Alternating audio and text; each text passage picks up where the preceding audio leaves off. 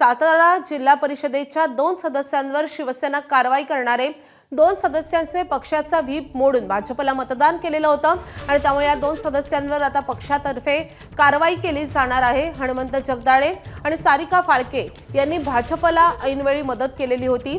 सातारा जिल्हा परिषद अध्यक्षपद निवडीचा मुद्दा आता कॅबिनेटमध्ये उपस्थित केला जाणार आहे। थोड्याच वेळात शिवसेनेची देखील एक अंतर्गत बैठक पार पडते आणि त्याच अनुषंगाने एक मोठी कारवाई या दोन्ही सदस्यांवर होणार आहे।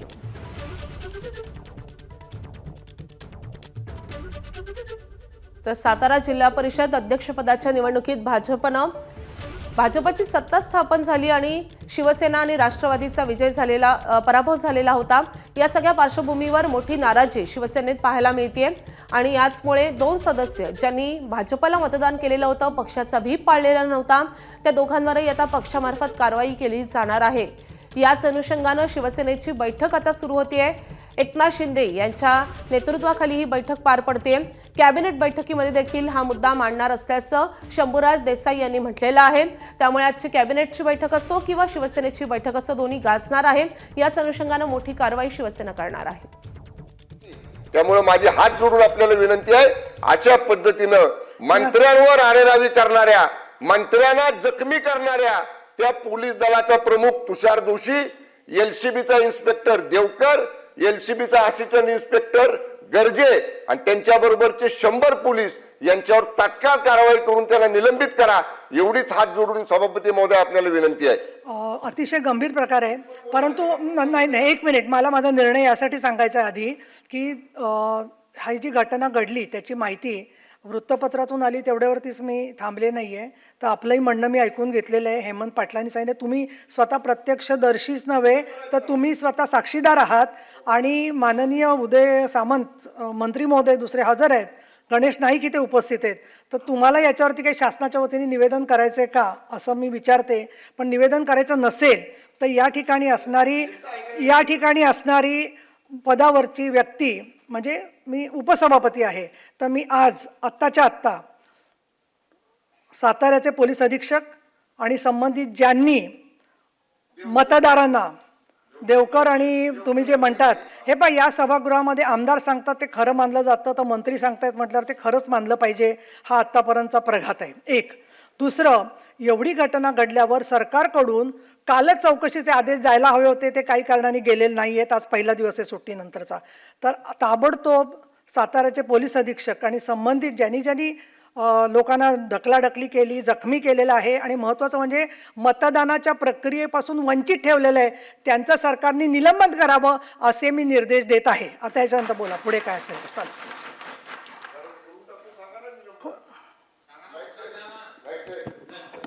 त्यांना बोलू द्या, सामंत साहेबांना बोलू दे। सन्माननीय नाईक साहेब तुम्ही बोला। सन्माननीय नाही, ते झालं की ते बोलतील। नाही, मी सर्व मंत्र्यांना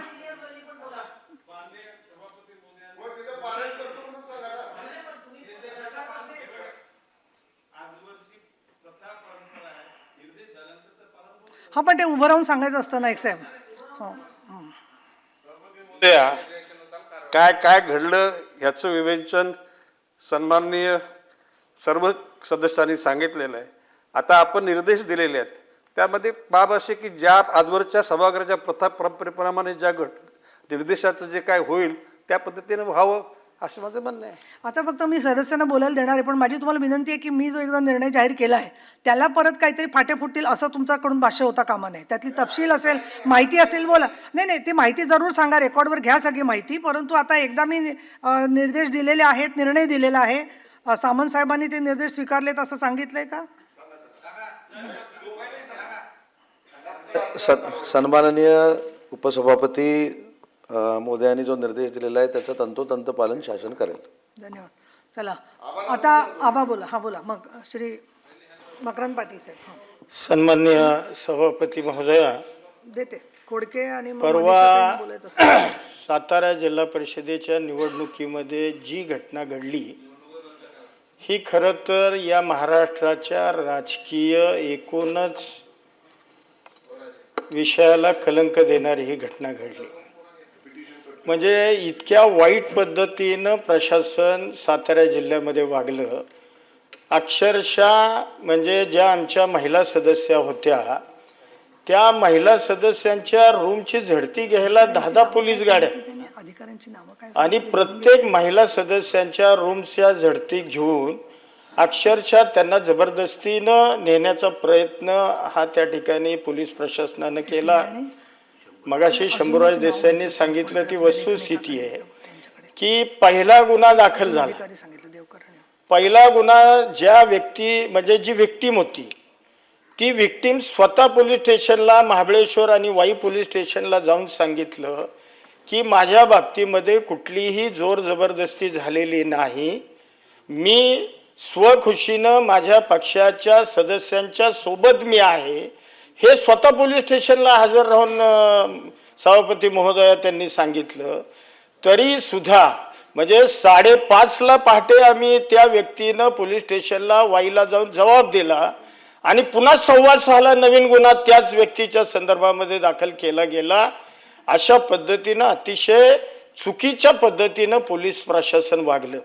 अक्षरशः आम्ही मंत्री दोघं असताना सुद्धा म्हणजे एखाद्या आरोपीला ज्या पद्धतीची वागणूक दिली जाती त्या पद्धतीची वागणूक आम्हाला मंत्र्यांना जर या राज्यामध्ये मिळत असेल तर याच्यासारखं दुर्दैव असू शकत नाही. सगळ्यात महत्त्वाचं की आपण एखादा आरोपी असला तर आपण त्याला मतदानापासून वंचित ठेवू शकत नाही, कारण भारतीय संविधानानं ही दिलेला मतदानाचा हक्क आहे. त्या हक्कापासून जाणीवपूर्वक लोकशाही मार्गातून जे सदस्य निवडून आले त्यांना मतदानापासून अगदी मतदानाच्या दारापर्यंत गेलेले सभागृहाच्या तिथून पोलिसांनी त्यांना उचलून नेणं हे अक्षरशः या लोकशाहीला काळीमा फासणारी घटना ही सातारा जिल्ह्यामध्ये घडली. त्यामुळं माझी या निमित्तानं कळकळीची विनंती आहे की जिल्हा पोलीस प्रमुख आणि संबंधित प्रशासनावर आपण कडक कारवाई करावी, त्यांना बडतर्फ करावं अशा पद्धतीची मी मागणी या निवेदनाच्या निमित्तानं करतो. माननीय मंत्री महोदय, मला एक विचारायचं आहे, याची CCTV फुटेज असेल त्यांच्याकडे तर ते प्रिझर्व करण्याच्यासाठी पण मी निर्देश देते आता, कारण ते नंतर आपण द्या, CCTV कॅमेरे कारण कदाचित ते डिलीट सुद्धा केलं जाण्याची शक्यता आहे. पण मीडियाकडे आहेत, मीडियाकडचे आहे. नाही, आज मीडिया नव्हता. मीडिया बोलतात त्याला एक ॲडिशन करतो. त्याच दिवशी मतदान प्रक्रिया झाल्या 2 आमच्या सन्माननीय सदस्यांनी पत्र दिलेलं आहे. जिल्हा परिषदची इमारत आहे ती मुख्य कार्यकारी अधिकाऱ्यांना की तुमच्या परिसरातलं CCTVचं फुटेज सगळं आम्हाला त्या दिवशीचं द्या आणि दुसरं ज्या सभागृहामध्ये मतदान होतं त्याचे कस्टोडियन त्या कालावधीपुरते जिल्हाधिकारी होते. एक पत्र जिल्हाधिकाऱ्यांना दिले की निवडणूक प्रक्रियेमधलं सगळं व्हिडिओ रेकॉर्डिंग आमच्याकडे द्या. दोन्ही अर्ज आमच्या ऑन रेकॉर्ड आहेत त्या दिवशी संध्याकाळी 4 वाजता. त्यामुळं आम्ही त्यांना मागणी केलेली आहे. तोंडी ते आम्हाला म्हटले तास देतो, पण आबा म्हणताय, मान्य आबा म्हणतायत तसं ते काय डिलीट करतील, काय एडिट करतील, काय करतील सांगता येत नाही. आपण निर्देश द्यावेत दोघांनाही की ते राखून ठेवा म्हणून. ठीक आहे. सातारा जिल्हाधिकारी आणखीन कोणाकडे दिले तुम्ही? दुसरं जिल्हा परिषद सीओकडे. तर जिल्हाधिकारी आणि सातारा जिल्हा परिषदेचे CEO यांना जे विनंती केलेली आहे संबंधितांनी, प्रत्येकाचा अधिकार आहे कारण CCTVचं फुटेज मिळणं, ते काही गुप्त कारवाई कुठली नव्हती, तर त्या पद्धतीने ते सुरक्षित राहतील की नाही हे बघावं जिल्हाधिकाऱ्यांनी आणि विभागीय आयुक्त पुणे यांनी सुद्धा त्याच्यामध्ये लक्ष घालावं. कोडके. आत्ता हेमंत पाटील साहेब, शंभूराज देसाई साहेब, पाटील साहेब, विक्रमजी काळे यांनी जो विषय मांडलेला आहे हा आम्ही सर्व लोकप्रतिनिधी राजकीय आमचे वेगवेगळे पक्ष वाढवण्याचा प्रयत्न करत असतो. आम्ही जे करतो ते करणं अपेक्षित आहे, परंतु शासकीय अधिकाऱ्यांनी किंवा जो तिथं याला बंदोबस्ताची जबाबदारी आहे, ज्याला घटनेनं दिलेले अधिकार ते व्यवस्थित पाळायचे आहे, तो जर स्वतःहून एखाद्या सरकारच्या कोणाच्या सांगण्यानुसार जर तिथं पार्टी होत असेल तर याच्या एवढी दुर्दैवी गोष्ट या महाराष्ट्रात कधीच घडू शकत नाही. आणि जे SP किंवा ज्या अधिकाऱ्यांनी जे काही केलेलं आहे यांच्यावर जर शासन झालं नाही तर हा महाराष्ट्रामध्ये याच्यानंतर कायदा सुव्यवस्था राहणारच नाही. कारण की त्यांना असं वाटतील की बा आम्हाला आमच्या पाठीमागं कोणीतरी आहे, त्याच्यामुळं पूर्ण राज्यामध्ये अस्थिरता निर्माण होईल आणि याचा पडसाद पूर्ण राज्यामध्ये प्रत्येक वेळेस घडत जातील. त्यामुळं आज काय घडलं, कोण व्यक्ती होता, याच्यापेक्षा राज्याला मेसेज, या शासकीय अधिकाऱ्याला मेसेज देण्यासाठी, पोलिसांना मेसेज देण्यासाठी जी मागणी आता मंत्री महोदयांनी केलेली आहे, न्यायालयीन चौकशी सिटिंग जजच्या मार्फत न्यायालयीन चौकशी करणं गरजेचं आहे. कारण की हा तुम्हाला पूर्ण प्रशासनाला, राज्यातल्या प्रशासनाला मेसेज देणं गरजेचं आहे. कारण की याच्यातून काय होईल, उद्या राजकारणात काय होईल तो भाग वेगळा, परंतु जे राज्य आपलं प्रशासकीय राज्य म्हणून पुऱ्या देशामध्ये ज्याचा नावलौकिक आहे, त्या राज्याचा नावलौकिकपणा कमी होईल आणि जी आज सिस्टीम डेव्हलप झालेली आहे ती सिस्टीम, राजकीय प्रशासकीय सिस्टीम कुठं ना कुठं कोलॅप्स व्हायला यामुळं हातभार लागणार आहे. म्हणून आपण जे आदेश दिलेले आहे ते तंतोतंत पाळल्या गेले पाहिजे. याचं सुद्धा आपण न्यायालयीन चौकशीचं आपण बोलले नाही, परंतु सस्पेन्शनचं बोललेलं आहे. परंतु सिटिंग जजच्या मार्फत न्यायालयीन चौकशी झाल्याशिवाय ह्या राज्यात पूर्ण अधिकाऱ्याला, मग तो पोलीस अधिकारी असू द्या, तो प्रशासकीय अधिकारी असू द्या, IAS ऑफिसर असू द्या किंवा सेक्रेटरी असू द्या, त्यांना एवढं पार्टी होणं गरजेचं नाही. त्यांना समजलं पाहिजे की आपण पार्टी झालं नाही पाहिजे, कारण की आम्ही आमचे भेदभाव, आमची लढाई लढू, परंतु प्रशासकीय अधिकाऱ्यांनी त्यांच्या मर्यादेमध्ये काम करणं अपेक्षित आहे. हे माझं सांगणं. मनीषा काय नाही, आता शेवटी झालं, आता बरीच झाली तरी पण नंतर 97 घडलेला प्रकार अत्यंत निंदनीय आहे.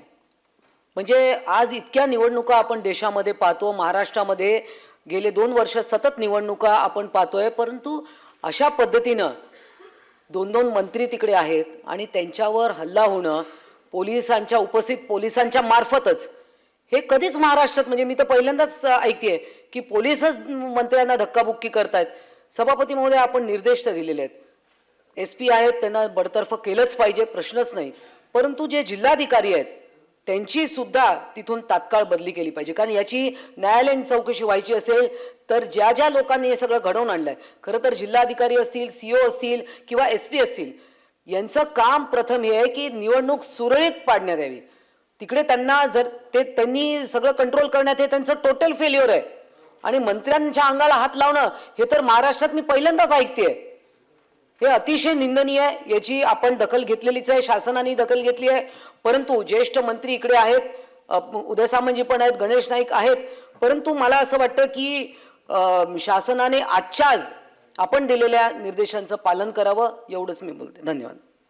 आता एक आहे गोरे साहेब, तुम्ही बोला, पण मी जे निर्देश दिलेत त्याच्याबद्दल तुमचं काही वेगळं मत असेल तरी मांडा, पण त्याच्या पलीकडे एकदा सभापतींनी रुलिंग दिल्यावरती तो निर्णय बदलता येत नसतो. मी फक्त आपल्या माहितीस्तव सांगते. बोला. आता अध्यक्ष सभापती महोदया, मी काय बोलणार आहे याच्या अगोदर आपणच सांगताय की मी काय बोलणार आहे. सगळ्या सदस्यांना सांगितलं. माझी सभागृहाला माझी विनंती आहे की या सभागृहामध्ये आता जी चर्चा चालू आहे, या चर्चेच्या अनुषंगानं सातारा जिल्हा परिषदेच्या निवडणुकीच्या संदर्भात ज्या काही घटना घडल्या त्याच्यावर सभागृहामध्ये चर्चा चालू झाली आणि आपण काय निर्देश दिले.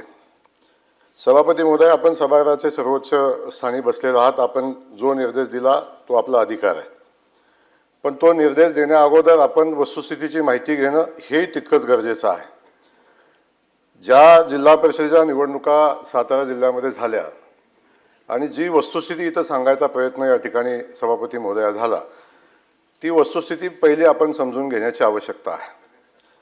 सातारा जिल्हा परिषदेची निवडणूक चालू असताना ज्या काय घडामोडी घडल्या त्या जिल्हा स्तरावर झालेल्या घडामोडी आपण सगळ्यांनी पाहिलेल्या आहेत. ज्या सदस्याचं अपहरण झालं, अशा पद्धतीचा गुन्हा दाखल झाला, तो सदस्य राष्ट्रवादीचा आहे. ज्यांनी गुन्हा दाखल केला तो त्या सदस्याचा मुलगा, तो राष्ट्रवादीचा आहे.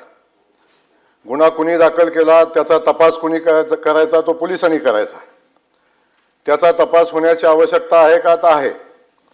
असं असताना जिल्हा परिषदेची निवडणूक चालू झाली. सकाळी 10:30 वाजता जिल्हा परिषदेच्या परिसरामध्ये निवडणूक चालू असताना जिल्हा परिषद सदस्य सोडून अन्य कुणी त्या जिल्हा परिषदेच्या प्रिमायसेसमध्ये गेलं नाही पाहिजे. आपण कायदा सुव्यवस्था आपण बघतो, निवडणुकीच्या अनुषंगानं काय नियम घालून दिलेले आहेत ते आपल्याला माहिती आहे. आणि ते नियम कुठल्याही लोकप्रतिनिधीसाठी वेगळे नियम नाहीत. कोण मंत्री असले म्हणून वेगळा नियम नाही, कोण आमदार असला म्हणून वेगळा नियम नाही. निवडणूकची प्रक्रिया चालू असताना निवडणुकीच्या प्रक्रियापासून जिल्हा परिषदेमध्ये जी निवडणूक प्रक्रिया चालू होती, जिल्हा अधिकाऱ्यांचे आदेश होते की कुणी त्या ठिकाणी यायचं नाही, जिल्हा परिषद सदस्य सोडून कुणी येऊ नये आणि जिल्हा परिषदेच्या कर्मचाऱ्यांनी यावं. ही निवडणूक चालू असताना जिल्हा परिषदेमध्ये आपण बघितलं काय परिस्थिती झाली. जिल्हा परिषदेचं पोलीस उभे असताना गेट तोडून माणसं आत गेली. माणसं आत गेली नाही, 3-4 हजार लोक त्या जिल्हा परिषदेच्या प्रिमायसेसमध्ये निवडणूक चालू असताना होती. ही कोणी नेली लोक? ही परिस्थिती कोणी निर्माण केली? याची माहिती सभापती महोदया घेतली पाहिजे ना.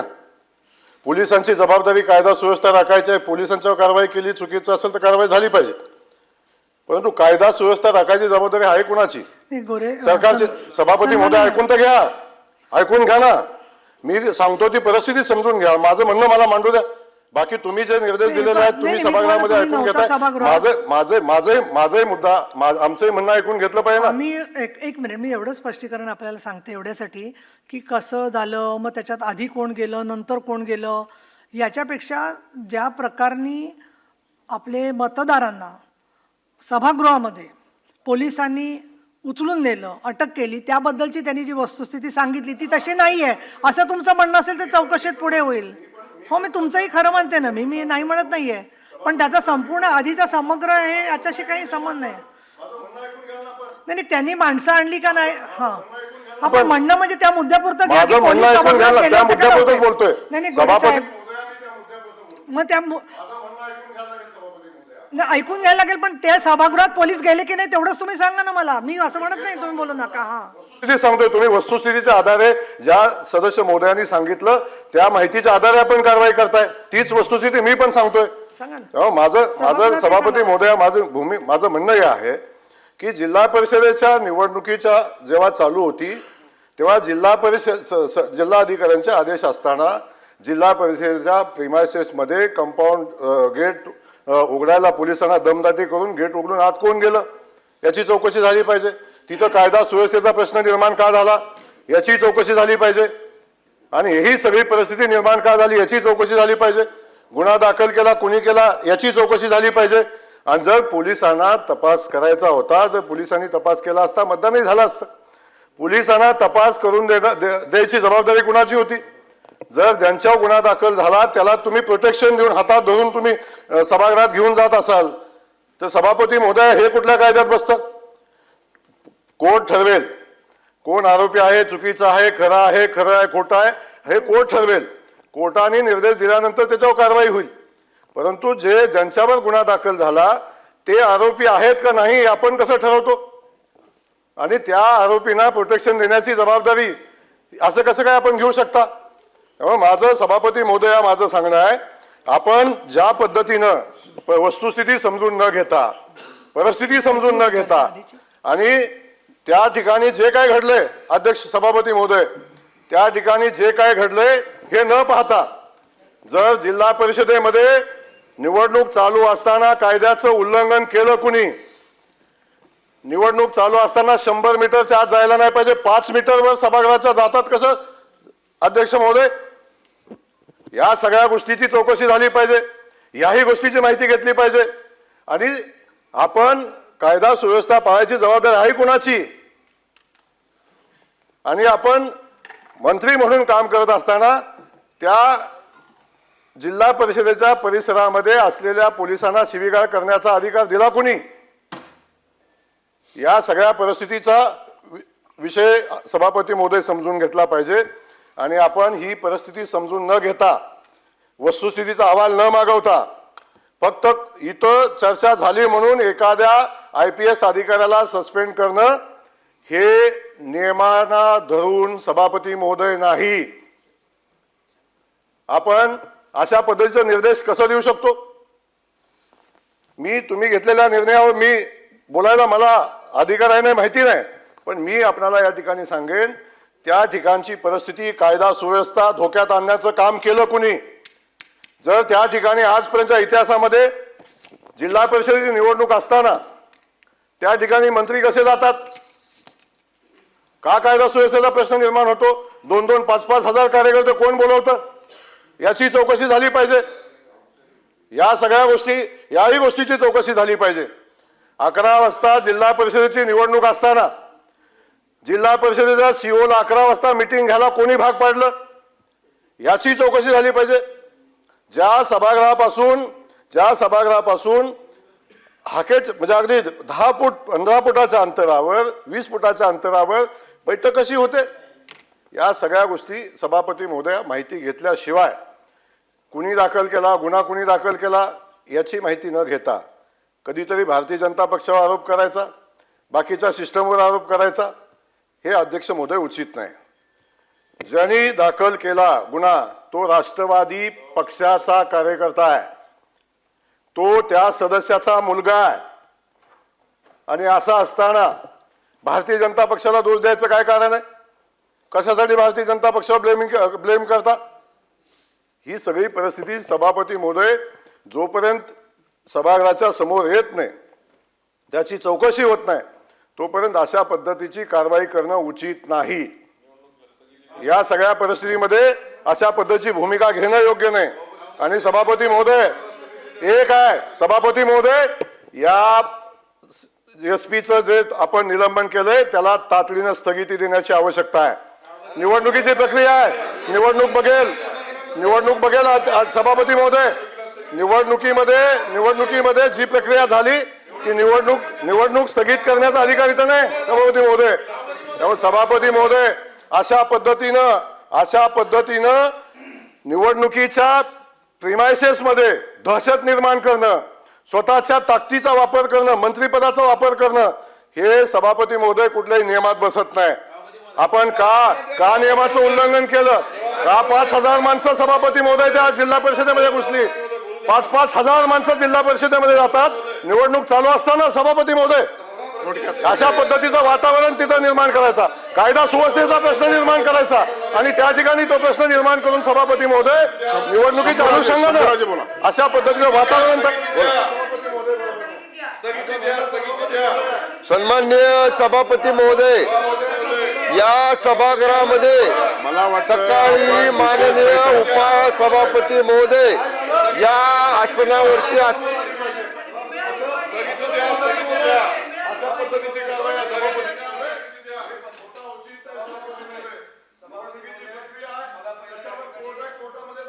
नाही सभापती महोदय चौकशी कोणाची लावायची, चौकशी कोणाची करायची हा तुमचा अधिकार आहे.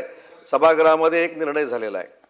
दुसरी महत्त्वाची गोष्ट अशी आहे की सन्माननीय मंत्री शंभूराज देसाई साहेबांनी आणि सन्माननीय मंत्री मकरंद आबांनी कुठेही भारतीय जनता पार्टीचा नाव हे सभागृहामध्ये घेतलेलं नाही. भारतीय जनता पार्टी हा आमचा मित्रपक्ष आहे, आम्ही सगळे अलायन्समध्ये काम करतोय. कुठेही भारतीय जनता पार्टीचा उल्लेख भारतीय जनता पार्टीनं हे केलं असं सभागृहामध्ये आलेलं नाही. हे चुकीचं रेकॉर्डवर राहू नये. सन्माननीय मंत्री महोदयांनी एवढंच सांगितलं, पोलिसांच्या बद्दल सांगितलं. मला वाटतं सभापती महोदय एक सेकंड फक्त सांगतो. चौकशी कोणाच्या मार्फत करायची निर्णय झालेला आहे, त्याची अंमलबजावणी सरकार करेल, परंतु चुकीचं रेकॉर्डवर राहू नये. भारतीय जनता पार्टीचा उल्लेख कुठच्याही सन्माननीय सदस्यांनी केलेला नाही. आणि दुसरा ह्याच्यातला महत्त्वाचा मुद्दा असा आहे, जर आम्ही भारतरत्न डॉक्टर बाबासाहेब आंबेडकरांची घटना पाळतो किंवा सांभाळतो किंवा त्याची अंमलबजावणी करतो, तर त्याच्यातला अजून एक महत्त्वाचा मुद्दा आहे की 2 सदस्यांना जे निवडणुकीपासून मतदानापासून वंचित ठेवलं त्याचं काय, आणि त्याचा निर्णय झालेला आहे. आणि म्हणून भारतीय जनता पार्टीचा कुठचाही उल्लेख या सभागृहामध्ये झालेला नाही, हे मला आवर्जून या ठिकाणी सांगायचं आहे. मला वाटतं आपण जरा बसा. आपण मंत्री महोदयांना सांगितलं बोलायला, त्याच्यानंतर आपण त्यांना देतो. आता मी बोलतोय. या आज जे विशेष बैठक बोलवली होती त्या अन्वये नियम 97 अन्वये चर्चा होणं अपेक्षित होतं. तथापि जी काही काल परवा घटना घडल्या त्याचं प्रतिबिंब नाही तर मी आपल्यालाच बोलायला दिलं होतं, परंतु आपण माननीय उद्योगमंत्री महोदयांकडे हात केला आणि म्हणून आपण त्यांना बोलायला दिलं. मी आपल्यालाच बोलायला दिलं होतं. आपण जरा बसा मंत्री महोदय, आपण बसा. मी आपला प्रकार आपल्या संदर्भामध्ये मी सगळं ऐकलेलं आहे. मी ऐकलं आपलं सगळं. 2 मिनिटात संपवा. मला फक्त आपल्याला हात जोडून सभापती महोदय विनंती करायची आहे. सभापती महोदय, आपण थोडं गांभीर्यानं मी जे आपल्याला सबमिशन करतोय ते फक्त ऐकून घ्या. आम्ही मंत्री वगैरे नंतर आहोत, आम्ही एक मानव आहोत आणि आमच्या सगळ्यांचं या सभागृहातल्या हक्काचं रक्षण करण्याची कस्टोडियन म्हणून ह्या चेअरची जबाबदारी आहे. मगाशी आपण येण्यापूर्वी माननीय उपसभापती महोदया या आपल्या आसनावरती होत्या आणि जेव्हा सन्मान्य सदस्य हेमंत पाटील साहेब, सन्मान्य सदस्य विक्रम काळे साहेब, ह्या सन्मान्य सदस्यांनी जेव्हा तो 20 तारखेचा उल्लेख आणि त्यांनी काय सांगितलं, मंत्री जखमी झाले, आम्ही बातम्यांमध्ये पाहिलं, वर्तमानपत्रात वाचलं. मग त्या संदर्भात माननीय उपसभापती महोदय म्हटले की मंत्री हजर आहेत, तर तुम्ही खुलासा म्हणजे वस्तुस्थिती मांडा. सभापती महोदय, मला सांगा, आता मी कुणी काय बोललं त्याचा संदर्भ देणार नाही, पण त्या ठिकाणी मी पक्षाचा उपनेता आहे. जिल्हा परिषद सदस्यांना व्हीप बजवायचा अधिकार पक्षानं प्रतोद या नात्यानं मला दिलेला आहे. त्यामुळं ज्या जिल्हा परिषद सदस्यांना आमच्या पक्षाच्या व्हीप बजवायचा होता, मला वकिलाला सुद्धा घेऊ दिलं नाही जवळ. मी विनंती करत होतो, व्हीप बजवायचा आहे, कायदेशीर प्रक्रिया आहे, वकिलाला बरोबर घ्या. मला सांगितलं तुम्ही एकटे जावा. मी एकटा ते व्हीप आमच्या सगळ्या सदस्यांचा घेऊन, म्हणजे मी का तिथं गेलो, तर मला नियमानं पक्षानं अधिकार व्हीप म्हणून, मुख्य प्रतोद म्हणून त्याला व्हीप बजवायचा अधिकार दिला होता. त्या कामासाठी गेलो. नंबर 1. आणि सन्मान्य अध्यक्ष सभापती महोदय, या सभागृहामध्ये सदस्य बोलतात ते खरं, मंत्री बोलतात ते खरं, हे बघा ना सभापती महोदय, सगळ्या अंगावर रक्त पडलं. तो जे सन्मान्य सदस्य संदीप मांडवे आहेत त्यांच्या शर्टावर रक्त पडलं. ठीक आहे ना, तुम्हाला सदस्यांना ताब्यात घ्यायचं होतं ना, खाली गेटवर घेऊ शकला असता ना, किंवा नाही मतदान करून घेऊ शकला असता. विस्तृत चर्चा झालेली. आपण नाही, ऐका ना सभापती महोदय, मला साहेब सांगा, मंत्र्याला मारहाण झालेली या सभागृहात कधी झालंय का प्रकार? मंत्र्याला धक्काबुक्की झालेलं कधी या सभागृहानं ऐकलंय का? सगळं रेकॉर्ड काढून बघा. हे सभागृह निर्माण झाल्यापासून एवढं होऊन सुद्धा आम्हाला बोलायला सुद्धा तुम्ही देणार नाही, आमचं ऐकून पण घेणार नाही. 37 मिनिटं झालं याच एका घटनेवरती चर्चा सुरू. नाही, आपण सांगा. नाही 1 मिनिट, आम्हाला सांगा, तुम्ही बोलू नका. आम्ही तुम्हाला आपल्याला बोलायचं आहे. आम्ही तुम्हाला नतमस्तक होतो आणि घरी निघून जातो. मी एवढं सुद्धा जर तुम्ही बोलायला अडचणच नाही, परंतु 37 मिनिट झालं एकाच विषयावरती चर्चा सुरू आहे. आपला जो विशेष बैठकीमध्ये निर्णय ठरला होता त्याच्या आपण सभापती महोदय, या विशेष बैठकीचं नियमावली ठरली, सगळं मान्य आहे. पण राज्याच्या इतिहासात, या विधिमंडळाच्या इतिहासात, राज्य सरकारच्या इतिहासात सरकारमधल्या मंत्र्याला सरकारचे पोलीस जर अशी मारहाण करत असतील, धक्काबुक्की करत असतील, इजा पोचवत असतील, तर सन्मान्य अध्यक्ष महाराज बोलायचं पण नाही. आणि कुणाकडे न्याय मागायचा? आम्ही न्याय प्राध्यापक राम शिंदे साहेब, जे रामशास्त्री प्रभूने बाण्यानं, तुमचंही नाव राम आहे आणि रामशास्त्री प्रभूने साहेबांचं पण नाव राम होतं, आम्ही तुमच्याकडेच न्याय मागणार. आम्ही कुणाकडे न्याय मागायचा? शेवटी आमचे कस्टोडियन, आमचे सगळे करते करविता, आम्हाला न्याय देणारे, आमचा आधार, आम्हाला संरक्षण देणारे आपणच आहात. आणि म्हणून 2 मिनिटं फक्त माझं ऐकून घ्या. या संदर्भामध्ये शेवटी मी मगाशी सांगितलं, आपण नव्हतात म्हणून आपल्याला आठवण करून देतो. साहेब 10 पोलीस आम्हाला दोघांना ओढत होते. 10 पोलीस, 4 ह्या दंडाला, 4 ह्या दंडाला, 4 कमरेला, 2 पायाला. अहो, आरोपीला एखाद्या गुन्ह्यातल्या पकडत नाही असं पकडलं. हे सभापती महोदय, मी आपल्या चेअरचा आदर करतो. चेअरनं निर्णय दिला, की त्या SP चं निलंबन करा, त्या 2 LCBच्या अधिकाऱ्यांचं निलंबन करा आणि या संपूर्ण प्रकरणाची निवृत्त न्यायाधीशामार्फत चौकशी करा, ही आमची मागणी आहे. निलंबनाचं तर त्यांनी जाहीर केलं, निवडणुकीच्या बाबतीत आपण बोला, पण सन्मान्य सभापती महोदय, जसं हे सभागृह आमदारांच्या हक्काचं रक्षण करतं, आमदारांवर असा प्रसंग झाला की हक्कभंग येतो, त्या आरोपीला पिंजऱ्यात उभं केलं जातं. सन्मान्य अध्यक्ष महोदय, मग मंत्र्यांनी जात कुणाकडे मागायची? आपण सभागृहामध्ये सांगता की मंत्र्यांना बोलता येत नाही, मंत्र्यांना सरकारची बाजू मांडा. आम्ही कुणाकडे मांडायचं? पहिले आम्ही आमदार आहे ना, आणि मग मंत्री आहे. त्यामुळे माझी आपल्याला विनंती आहे, आपल्या अधिकारामध्ये जसं त्यांना निलंबित केलेलं आहे त्या न्यायालयीन चौकशीमध्ये त्या SP च्या इथून पाठीमागच्या सुद्धा सगळ्या कारकिर्दीची चौकशी करा. आंतरवाली सलाटीचा उल्लेख माननीय हेमंतदादांनी केला. साहेब, एकनाथजी शिंदे साहेब त्यावेळी मुख्यमंत्री होते, साहेबांनी मला 2 वेळा तिथं जायला सांगितलं. एवढा प्रचंड उद्रेक होता, का बरं तिथनं काढलं त्याला? आंतरवाली सलाटीला जो गोळीबार केला, लाठीचार्ज केला, का काढला आंतरवाली सलाटीतल्या जालना जिल्ह्यातनं त्याला काढलं? एवढ्या लवकर काढलं? त्यांचं ट्रॅक रेकॉर्ड काढा. आता मला बोलायचं नाही, काय उद्योग चाललेत वर्षभर साताऱ्यात? रेल्वे पोलीस मधला कुठला कर्मचारी आणून बसवलाय? काय उद्योग करायसाठी बसवलाय? हे आता मला बोलायचं नाही. This is not the part of the our discussion, म्हणून मी ते बोलत नाही. पण सन्मान्य अध्यक्ष महोदय, एका मंत्री असण्याच्या अगोदर असणाऱ्या आमदाराला जर त्या SP च्या सांगण्यावरनं SP, पोलीस निरीक्षक देवकर, सहाय्यक निरीक्षक गर्जे आणि 100 जे साध्या वेशातले पोलीस होते, जे CCTV फुटेजमध्ये दिसत आहेत, त्या सगळ्यांचं सन्मान्य अधिकाऱ्यांचं तर निलंबन झालं, पण मला आणि मकरंद पाटील साहेबांना जर तुम्ही ते कर्मचारी दाखवले समोर आणून तर आम्ही ओळखू शकतो ह्यातल्या कुणी आम्हाला ओढले. कारण प्रत्येकाची नावं आम्हाला माहीत असायचं कारण नाही. या सगळ्यांवर सभापती महोदय, आम्ही कुठल्या पक्षाचे आहोत, आम्ही कोण आहोत याचा बिलकुल याच्याशी संबंध नाही. आम्ही कुठल्या पक्षाचं नाव घेतलेलं नाही. उदय सामंत साहेबांनी सांगितलं भारतीय जनता पक्षाच्या महायुतीमध्ये आम्ही आहोत. आम्ही त्यांचं, आमचा आक्षेप पोलिसांवर आहे, आमचा आक्षेप चुकीचं वागणाऱ्या पोलीस यंत्रणेवर आहे, आमचा आक्षेप ज्या पोलिसांनी आमदार, मंत्री, खासदार बघितलेला आहे त्यांच्यावर आहे. त्यामुळे जे सन्मान्य उपसभापतींनी निर्देश दिलेले आहेत, ज्याचं पालन करतो म्हणून सरकारच्या दोन्ही कॅबिनेट मंत्र्यांनी सभागृहात सांगितलेलं आहे, त्याप्रमाणे ते निलंबन तर झालेलंच आहे, त्यांनी केलेलंच आहे.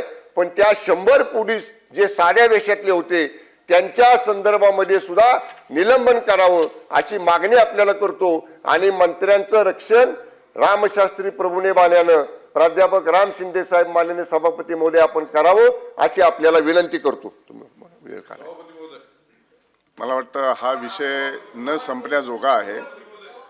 एकूणच आपण ज्या विशेष बैठक बोलवली आणि बैठकीच्या अंती जवळपास 4 मंत्री महोदयांनी या चर्चेत सहभाग नोंदवला, अनेक सदस्यांनी देखील नोंदवला. त्यामुळे ही चर्चा संपुष्टात येऊ शकत नाही आणि म्हणून सभागृहाचं कामकाज मी 12 वाजेपर्यंत तहकूब करत आहे. नियमित बैठक 12 वाजता भरेल.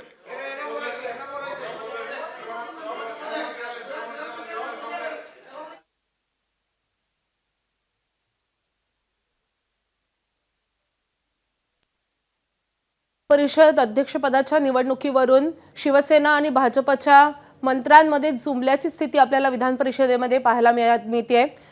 साताऱ्याच्या अधीक्षकांना, पोलीस अधीक्षकांना निलंबित करावं असे आदेश उपसभापती नीलम गोरे यांनी दिलेले होते आणि त्यानंतर आपण पाहतोय जयकुमार गोरे यांनी देखील त्यावर आक्षेप घेतलेला आहे. आमचं पूर्ण म्हणणं ऐकून घ्या आणि त्यानंतर तुम्ही कारवाई करा असं जयकुमार गोरेंचं म्हणणं आहे. मात्र शंभूराज देसाई यांनी म्हटलेलं आहे की मंत्र्याला मारहाण झाली आहे, धक्काबुक्की झाली आहे, असा प्रकार यापूर्वी कधीच झालेला नाहीये. आणि त्यानंतर या सगळ्या प्रकरणावरून भाजप आणि शिवसेनेमध्ये जोरदार जुंपलेली आहे. एबीपी माझा, उघडा डोळे बघा नीट.